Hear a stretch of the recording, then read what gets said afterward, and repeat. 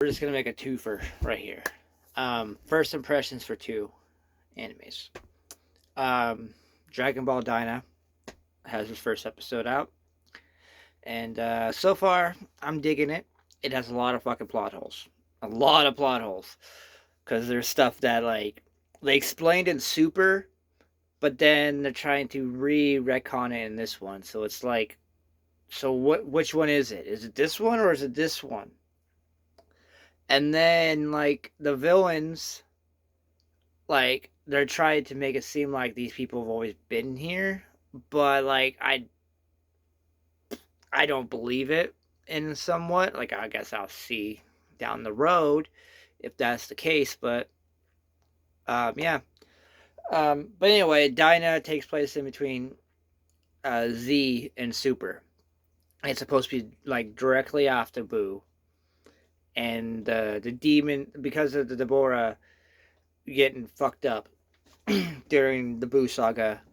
This other dude became the Demon King, and he basically was afraid that, oh, these people might come here and fight me, even though the other character literally says, why would they ever come to the demon realm to even bother with us? But his little plot is, well, yeah, I'm just gonna go to Dragon Balls because he saw it. He was watching. He watched all the events prior to what was going on, so he knows what these people were.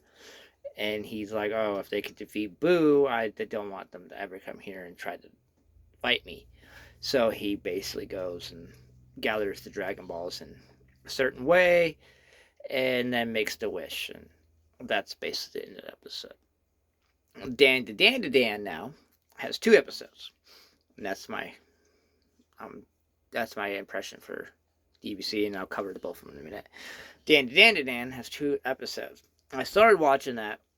The first episode didn't really catch me until I got to the second episode, and you kind of see what the, I guess, overall thing is going to turn into, I guess, later on. So, like, the girl believes in ghosts, but doesn't believe in aliens, and the boy believes in aliens, but doesn't believe in ghosts. And they both dare each other to go out to the most hot spotty spots to find these things, and they happen to find it the first night out. They happen to find these things, which is okay, but a lot of like kind of like fucked up shit happens to the girl, and then like the dude had fucked up shit happen to him, and he gets possessed, and then the girl gets like psychic powers, but the dude's like possessed by this horny fucking granny. But like in episode 2, he's able to control it. It's pretty funny. I liked them. I liked it. The first two episodes, it's got potential. Yeah. I just wanted to. I was trying something out new. I just wanted to see what there was out there, and everyone was talking about it. So I was like, "Fuck it, I'll check out dandadan." And then like with Dinah, we'll go back to Dinah. With Dinah, I think it has potential for what it can be.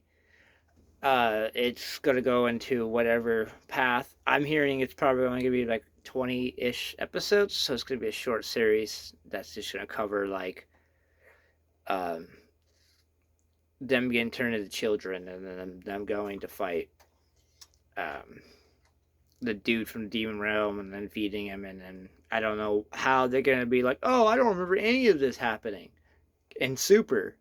I don't know how they're gonna do that. They're probably gonna make some wish or something to be like, oh yeah, we don't remember any of this happening, or something. I don't know how they're gonna cover that, but I'm interested in seeing how this as a Dragon Ball fan. I'm interested in the fact that this might be Kira Tomiyama's like last work. I think that was the last thing he worked on, and I really don't know how much he did with Sparking, but that's hearsay of what that works. Because like with the Batman, with what's his name right now? I can't think of it. Kevin Conroy. With Kevin Conroy, everyone kept on saying Suicide Kills the Justice League was the last thing he did. Everyone hyped over it and went got it. And then after that game came out, everyone was like, oh no, that's not his last work. It was this animated series. And then everyone was like, "Oh, then why did you say the game was his last work when it wasn't?" So I'm wondering if that's going to be the same case for this. Is like down the road, people are going to be like, "Oh no, he was working on this too." Um, yeah. Both of them I think have potential. Both of them can be good animes if they do the animation right. They do everything else. There's a lot of times where animations get shoddy halfway through, or the story just kind of falls through. So I hope they don't do that. Um, there's studios out there's animes out there I've been hearing about that like the first episode is phenomenal, and then after that they kind of just lost the budget. Talking about Yu Uzumaki. But the animation for both these movies are really cool.